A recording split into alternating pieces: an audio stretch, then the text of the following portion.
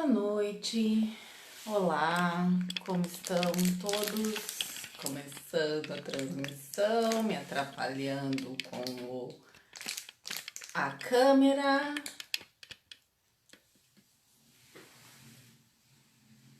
Olá, aguardando aparecer vocês. Tudo bem? Deixa eu me posicionar aqui melhor, será? Como estão? Ó, eu tô atrapalhada com a câmera hoje. Gente, vai ter que ficar assim. Eu não vou conseguir me organizar. Tudo bem com vocês? Como é que passaram? Oi, Rolandinho. Eu tinha feito um teste numa transmissão antes com o Regis e aí agora eu não tava conseguindo publicar aí para todo mundo. Como passaram? Dia de hoje aqui na fronteira com o Uruguai tá chovendo, frio, né? Tá todo mundo com frio também? Como estão? Ai, que legal ver vocês chegando, se aproximando, gente se esquentando, né? Esse nosso Brasil é tão grande, né? Então tem regiões como a nossa que estão passando frio e tem outras que estão enfrentando calor, assim como tem regiões mais tranquilas com a questão do coronavírus, tem regiões mais difíceis, né? Onde as pessoas estão enfrentando mais dificuldade, né? Onde a gente está vendo tantos problemas, né? E a gente não sabe o que fazer, né? Cada um diz uma coisa, tá? Um horror. Hoje eu peguei uma... Oi, Maristela, que legal ver vocês. Como é que estão? Depois do Dia das Mães em casa, né? A gente fez toda uma conversa sobre mãe, quem é que viu, quem é que... Como é que se sentiram com aquele papo sobre a mãe? Olha, Rolando, passou com a filhota, que bom, a filha e a neta. Oi, Marcinha, tudo bom? A gente aqui já formamos um grupo, né? Mal ou bem, nós estamos mais ou menos nos reconhecendo, né? Mesmo quem não se conhece presencialmente, ou quem não era acostumado, aí já começa a se conhecer e a se reconhecer aí, né? Pela nossa conversa. Hoje eu vi uma conversa, um post do Thiago, né? Thiago Lopes, o Dr. Thiago, e que eu achei bem interessante, né? Que ele falou o seguinte: a pandemia dos transtornos psíquicos, que vem a reboque do coronavírus e suas consequências econômicas, já invadiu o consultório pneumológico. No caso dele, o transtorno da ansiedade. E provavelmente também de outras especialidades médicas. E aí o Thiago coloca que é um iceberg que vai demorar para termos a dimensão exata de suas consequências. E é verdade, né, gente? A gente agora tá tendo essa questão dos transtornos psiquiátricos, dos transtornos de ansiedade também, né? Mas isso também vai ter consequências mais adiante, né? A gente vai perceber que vai aparecer coisas ainda relacionadas a isso daqui a um tempo, né? E aí a sugestão do Dr. Thiago: mantenha a saúde mental, pratique um hobby, faça meditação, yoga, procure ajuda espiritual, brinque com as crianças, ouça música, veja menos noticiários. Tudo isso a gente tem falado, né? E faz bem pouquinho que o Thiago postou essa... Hoje eu me aproveitei da postagem do Thiago para começar o nosso papo. Faz bem pouquinho que ele postou isso. E como é importante a gente se antenar com as questões de saúde mental, porque durante muitos anos a gente relegou isso, né? A gente relega isso a segundo plano, como se cuidar de saúde mental fosse nos dar um atestado de pessoas problemáticas, né? Na verdade, problemáticos todos somos, né? Vamos combinar entre nós que problemáticos todos somos. E agora, com tudo isso que tá acontecendo, os transtornos estão piorando muito, né, gente? Tá sendo muito difícil. Há uns anos atrás, eu assisti uma palestra... Aliás, tem muitas palestras hoje em dia no YouTube, muita coisa legal, né? disponível, como a internet, mal ou bem, né, ela democratizou o acesso à informação e a gente consegue se informar, e a gente consegue, quem quiser crescer, a gente tem acesso a coisas edificantes, né? E aí, mas há muitos anos atrás, quando ainda não tinha tudo isso, no milênio passado, eu assisti uma palestra do Sérgio Lopes, e hoje em dia tem um monte de palestra do Sérgio Lopes, que também é médico psiquiatra, só que eu comecei com a postagem do Thiago, o Sérgio é médico psiquiatra, né, lá de Pelotas. E aí o Sérgio tem muito material bom dele na internet, quem quiser acompanhar, quem quiser conhecer um pouquinho do trabalho dele, vale a pena. Mas assim, ó, eu acho que isso foi lá pelos idos do 99, 2000, início de 2000, por aí. Eu fui no seminário médico espírita em Bagé, quando Bagé ainda tinha uma associação médico espírita, não sei se agora, se ainda tem. E aí o Sérgio fez uma palestra muito legal sobre depressão, e aquela palestra dele me marcou muito, porque naquela época eu tinha muita vontade de saber. E era um tema que eu fugia muito, porque eu já contei pra vocês, né, que a minha mãe tem depressão, num outro dia que a gente conversou sobre esse assunto, e era uma coisa que me machucava muito falar nisso, e eu queria muito entender, para vocês verem como as dores, as coisas que acontecem na vida da gente são legais, né? Quando a gente olha por um outro aspecto, porque se elas nos impelem para a busca, a gente cresce, né? Então, hoje, eu graças a tudo isso, né, eu consegui entender muita coisa e a gente tá conversando, que talvez a gente não tivesse conversando, né, se não fosse isso. A minha ânsia de entender sempre se deveu muito à depressão da mãe, né. E aí, ele falou muito, e algumas coisas, para vocês verem como esse negócio me marcou, isso foi no milênio passado. Eu anotei, hoje em dia eu não anoto mais, dificilmente anoto coisas. Oi, Patrícia, estamos eu e a mãe aqui em Santa Maria te assistindo. Beijo. Beijo pra tua mãe, Paty, gosto muito dela. Tua mãe foi uma pessoa é uma pessoa muito especial. Acompanhei um pouco dela junto com o teu pai, né, nos últimos tempos do teu pai. Teu pai também era uma pessoa que eu tenho no meu coração. Teu pai é um homem que revolucionou a nossa cidade na área da comunicação, né? Um homem que, meu Deus, que fez muito pela nossa cidade. E muito também pelas pessoas, individualmente. Um homem de coração grande, gigante. E tu também tem ele aí, né? Contigo, no teu coração, apesar dele já estar lá no mundo espiritual. Então, né?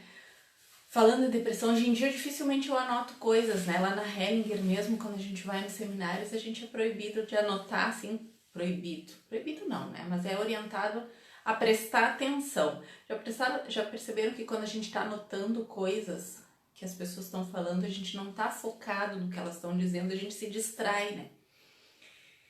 Então é um exercício que eles nos pedem pra gente, como é que se diz, se focar no momento presente. Então quando alguém fala, a gente não anota, né? E aí depois, se tu quiser guardar, tu relembra e anota depois que tu sai no horário do intervalo, é assim que eles nos orientam. Eu antigamente anotava muito, hoje em dia eu não anoto mais, é de preguiça mesmo, né? E também agora por causa disso. Olha, Patrícia, obrigada pelo carinho. Aí, quando eu assisti essa palestra dele, isso foi tão marcante que eu anotei muita coisa, né? E aí eu catei as anotações e ele falou, né, a respeito dos sintomas da depressão. E a gente não vai, eu vou falar algumas coisinhas porque pra gente se tocar se a gente não tá tendo algumas dessas coisas, pra gente se procurar ajuda, né? E aí ele fala na impossibilidade de sentir prazer. Sabe quando a gente vai perdendo a alegria? Quando as coisas começam a perder cor, né? Então, é a hora da gente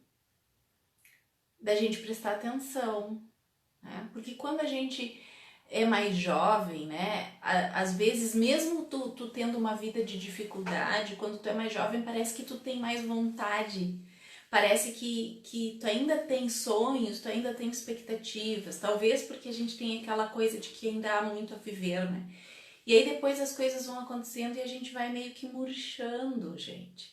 É isso que não dá pra gente se permitir murchar. Quando a gente está percebendo que a gente está murchando, a gente tem que fazer alguma coisa, buscar algum tipo de ajuda, né? Olhar como é que estão os nossos prazeres, né? E aí ele fala também no desânimo, às vezes ansiedade. Vamos dar uma olhadinha nisso, né? Se a gente começa a não ter vontade de nada, né?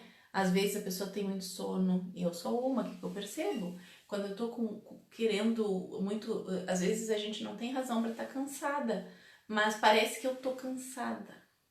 Eu quero dormir. Na verdade, eu quero sair. Não quero viver isso que está acontecendo. Eu quero que passe, né? Então a gente tem que ficar ligado. A ansiedade, né? O medo do que pode vir, e agora a gente tá tendo situações em que o medo do que pode vir tá muito forte, né, gente? O medo do amanhã. Vamos focar no agora e olhar o que tá acontecendo hoje, o que eu tenho aqui. Porque é só o aqui que a gente tem de verdade. O amanhã eu não sei, sabe? Eu fico pensando assim, ai, e se eu adoecer, e se eu não sei o que, e se não tiver dinheiro? Realmente, a gente precisa ter um mínimo de previdência e segurança, mas a gente não pode se paralisar demais nisso, né? E buscar ajuda. Buscar, porque às vezes a gente também tem vergonha de pedir ajuda. E é necessário a gente começar a se reconhecer também necessitado, né? O adulto consciente, maduro, ele sabe quando ele precisa de ajuda. Agora, a pessoa que não cresceu, né? Não amadureceu, ela também pode querer ajuda o tempo todo sem precisar. Vejam que é diferente, né?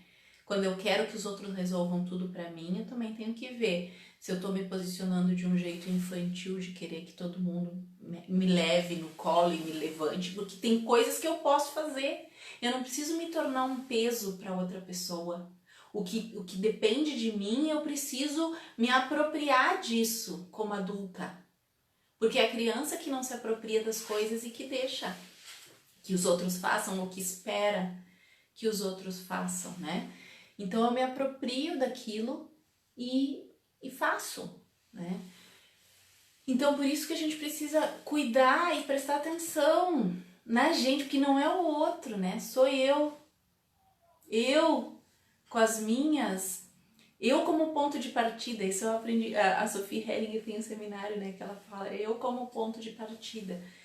O que depende de mim? Como é que eu reajo diante disso? Em que isto me afeta? Mas não é o outro que está me afetando, né? Sou eu. Eu que estou reagindo àquilo que o outro fez, que o outro pode ter o direito de fazer, né? Então é importante a gente dar um olhar para isso. Se a gente está se sentindo assim, também procurar formas, né? Os meios que a gente tiver ao nosso alcance, e se a gente não tiver, a gente procurar ajuda, né? Oi, Isolete, querida. Lá em Caxias, né, Isolete? E então, aí ele coloca também a questão da insegurança, né? Justamente por conta dos medos que a gente tem, né? E o descuido da higiene pessoal. Quando a gente começa a se descuidar da gente, é um sinalzinho de alerta que a gente tem que prestar atenção. E esse descuido da higiene pessoal, que a gente tem aquele estereótipo do deprimido que não toma banho, isso é um estereótipo. Claro que existem situações extremas de depressão que a pessoa realmente não toma banho, não tem ânimo para isso, né? Então ela não vai fazer. Mas existem sinaizinhos pequenos de alerta antes, sabe? A pessoa não se importa mais com a forma como ela se apresenta, ela não cuida mais, né? De repente nós mulheres, né? Ah, eu gostava tanto de passar um batom, eu parei com isso. porque não importa mesmo, né? A pessoa começa a pensar isso. Não interessa, né? Eu começo a não me importar comigo mesma. E por mais que de repente a pessoa diga, mas é vaidade. Não, mas são pequenas coisinhas de cuidado pessoal, né? Que a gente precisa manter ou tratar, porque para que isso não aumente, né? O homem às vezes gostava de fazer a barba sempre, daqui a pouco, né? Claro que tem uns que acham o ritual, né, desgastante, chato, parará, e aí não faz, porque também é uma libertação para ele não fazer, tudo bem, mas qual é a razão que tu parou de fazer, né? Que parou de prestar atenção em ti? Por quê? Se é nesse sentido, é uma libertação, não tô mais, né? Tudo bem. Agora, se é porque eu não tô com vontade, porque isto não importa, porque ligou o sinalzinho de alerta, né? Por que a gente não quer mais, né? Então, a pessoa não, ela tá começando a dar sinais de que pode estar iniciando uma doença, ela não tá tendo ânimo e força para se cuidar. A autoestima começa a ficar prejudicada, né? E o Sérgio também dizia assim, ver o futuro sombrio e sem esperança. A gente precisa focar no hoje, né? Que é o que a gente falou. Mas também a gente não pode não ter nenhum plano, nenhum sonho. A pessoa precisa ter, e às vezes isso, né, é isso que faz com que a gente, quando é mais novo, a gente seja mais otimista, né, mais alegre, porque a gente tem planos, né, a gente tem sonhos, e aí depois as coisas começam a não acontecer como a gente queria, né, e aí a gente vai, né, porque a gente não compreende que é da vida, as coisas às vezes não acontecem como a gente quer, e a gente precisa se reorganizar, né, então conseguir, mesmo quando as coisas não aconteceram do jeito que a gente queria, se reorganizar e fazer alguma coisa é importante, né? Ter alguma motivação. Também a gente tem que ver que às vezes algumas pessoas se sentem um peso para os familiares. E aí a gente vê como não tem a ver com o afeto que tu dá para a pessoa, né? Não tem a ver, assim, às vezes a pessoa se sente mal, porque é uma coisa interna, sabe?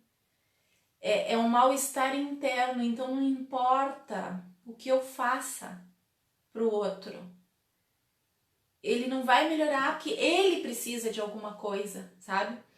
Então, às vezes, quando a gente começa a dizer, não, mas eu gosto de ti, vamos lá, aquilo ali acaba às vezes, a pessoa às vezes acaba até se sentindo pior porque ela se sente culpada que o que não tá conseguindo melhorar e que o outro tá ali querendo fazer alguma coisa, é muito doido, né? Por isso que a pessoa precisa buscar ajuda e também tratar em si, né? Isso. Essa coisa da desvalia, né? Nesse sentir um peso de achar que nada dá certo, que não sei o que. Isso é um sintoma típico. Típico da depressão. A pessoa não enxerga as coisas boas e não consegue, né? E às vezes a pessoa acha que tem alguma doença grave. E agora mesmo em época de coronavírus, né? O que a pessoa vai achar? Fungou, tô com Covid. Antigamente não, antigamente em outros momentos a pessoa acha que tá com câncer, acha que tá com AIDS, acha que tá com coisas assim incuráveis ou coisas que podem levar à morte. E ela começa a se preocupar, algumas pessoas começam a fazer exames, né? A pessoa começa a ter necessidade de ir ao médico e aí não aparece nada. Não aparece nada, não vai aparecer nada porque não é físico. Às vezes chega a ser físico, porque a gente sabe que a doença, ela primeiro se manifesta na área espiritual, né? Energética, vamos dizer assim, né? E aí depois ela vai se enraizando, ela cria raízes no nosso corpo físico, e às vezes esses pensamentos, tudo isso baixa a nossa imunidade e a gente acaba pegando outras coisas, né? Por isso que é importante, o pensamento ele é gerador de saúde, ele é gerador de doença, ele é gerador de vida, né? Então a gente precisa, né? Então, às vezes é frequente que a pessoa na depressão, ela também tenha sintomas de doenças graves, porque ela tá se sentindo internamente péssima, né? Internamente ela tá mal. Então, ela precisa consultar médico para realmente descartar o problema físico, mas é necessário que a gente procure ajuda. Tanto de um profissional de saúde mental, procure uma terapia, né? Como diz o Thiago, vai fazer coisas, um hobby, procura, olha, Alice, sintomas psicossomáticos. A Celina, pode ser um pouco de orgulho também de não querer pedir ajuda. Pedir ajuda é difícil, né, Celina? É muito difícil. E às vezes também a pessoa não consegue. Pedir ajuda é difícil porque a gente se vê nessa posição de necessitado, né? Então, normalmente pedir ajuda exige de nós humildade. Reconhecer que eu preciso de algo, que eu preciso de alguém, é um exercício de humildade. Outra coisa que às vezes é sintoma de depressão é a diminuição da atenção e da memória. Sabia?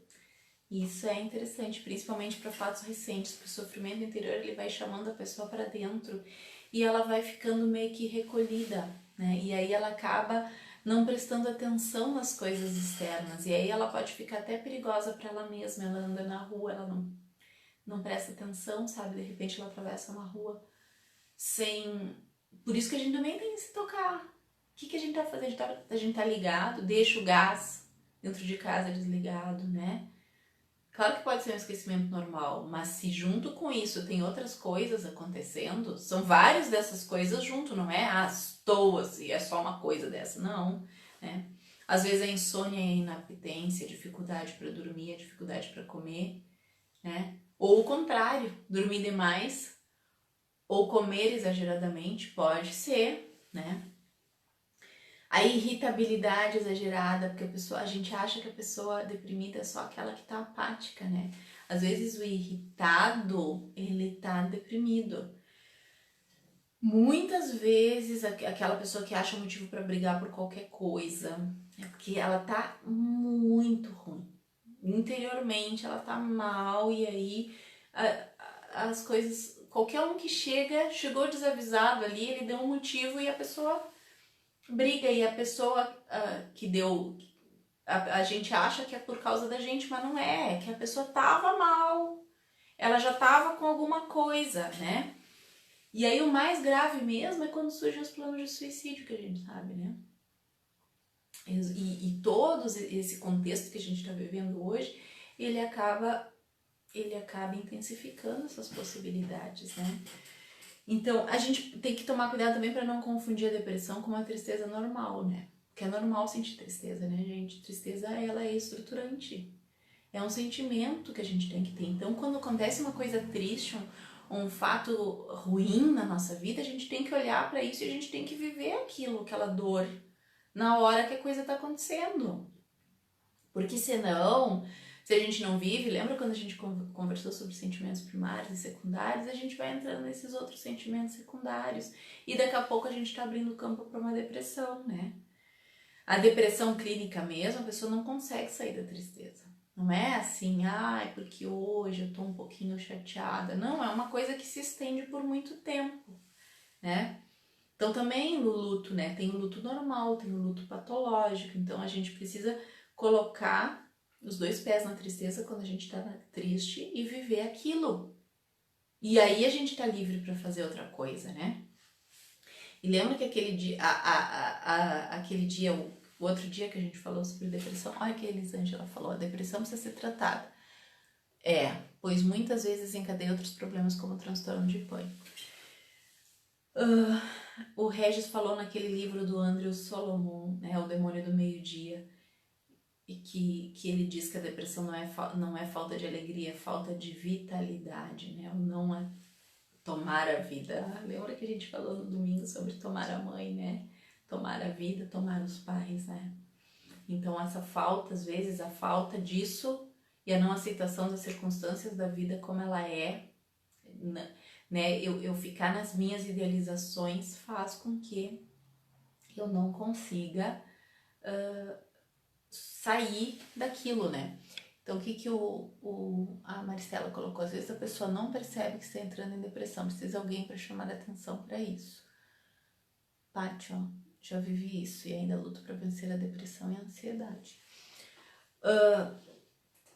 Então, né, gente, o que a gente precisa entender que às vezes a depressão, ela às vezes ela é uma doença da família, né? Porque ela atinge as outras pessoas que estão junto.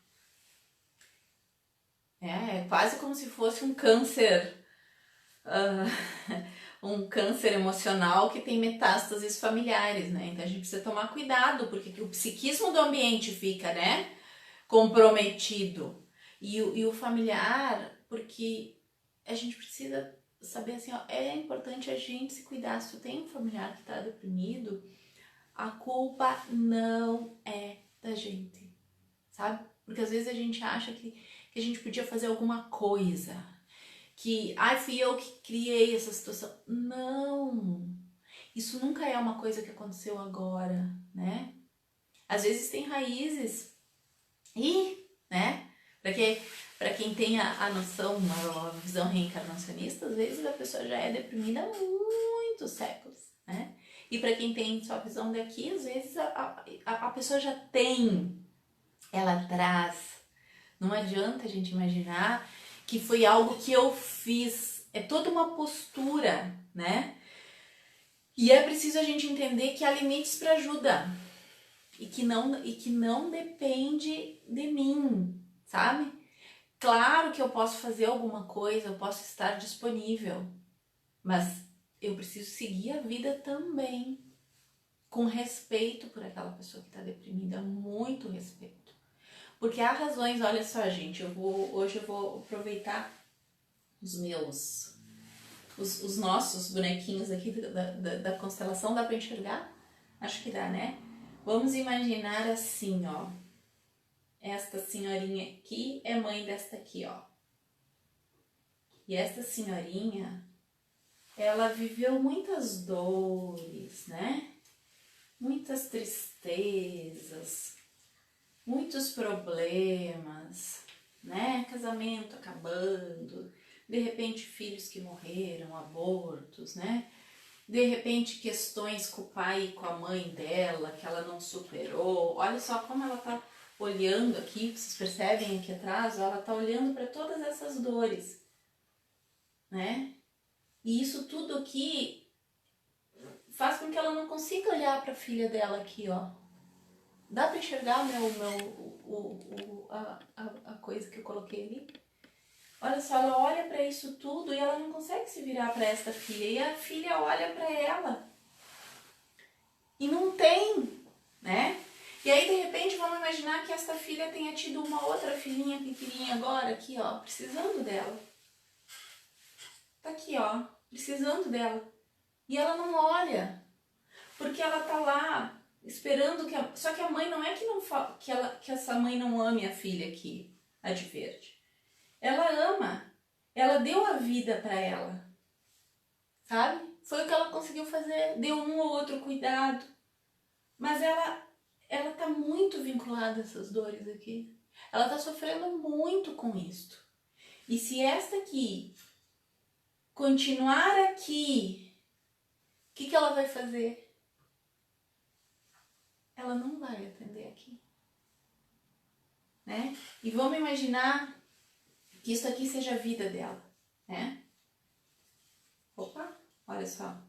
Isso aqui seja a vida dela. Ela não tá olhando. Porque ela tá aqui, ó, querendo da mãe, pedindo pra mãe. Olha pra mim, né? Podia ser o pai. Podia ser os dois. Mas essa mãe, ela tá aqui doída com essas coisas, com a perda dos pais dela, que ela não superou, com abortos, com o casamento dela, que de repente não tava legal, com quedas financeiras, sei lá. Com mundos de coisas que aconteceram. Então, o que cabe aqui? O que ela pode fazer? Só reconhecer. Porque às vezes a gente espera coisas do outro, que o outro não pode dar mais. Que ele já está fazendo um esforço diante de tudo aquilo que ele carrega, sabe? Essa mãe fez coisas que eram possíveis, mas tá demais para ela a dor que ela tem. Então, sim, mamãe, né? Obrigada pela vida, que a gente falou aquele dia, né? Eu vejo a sua dor. E eu entendo que essa dor não é minha. Então, agora, o que eu posso fazer? Ou eu me viro e vou atender a minha vida, minhas coisas, ou eu continuo ali. É a opção. Eu posso levar isso ao infinito, né? Mas eu posso respeitar o sofrimento dessa mãe e fazer algo de bom com a minha vida. Fazer algo de bom. E isso tudo vai se converter em força para mim. Se eu conseguir fazer isso. E essas tragédias não precisam continuar se repetindo, né? É difícil a gente tomar essas decisões, né? Envolve às vezes alguma culpa, né? Mas crescer envolve. Seguir em frente. Precisa ter muita coragem para ser feliz, gente. Porque ser infeliz é fácil. É a escolha da maioria, né? Olhar para a dor, me agarrar na dor, viver sentindo dor. Todos fazem. A minha tendência natural é essa. Agora, olhar para tudo isso com respeito e dizer: agora eu vou fazer diferente. É isso que a vida pede de nós. Que a gente tenha coragem de fazer diferente, com muito respeito a todas as dores. Que a gente tenha coragem de se tratar. Que a gente tenha coragem de seguir a vida, mesmo com tudo que se apresentar para nós. Desejo aí para todos nós muita coragem, muita força, para a gente tomar a vida do jeito que chegou e para a gente seguir em frente.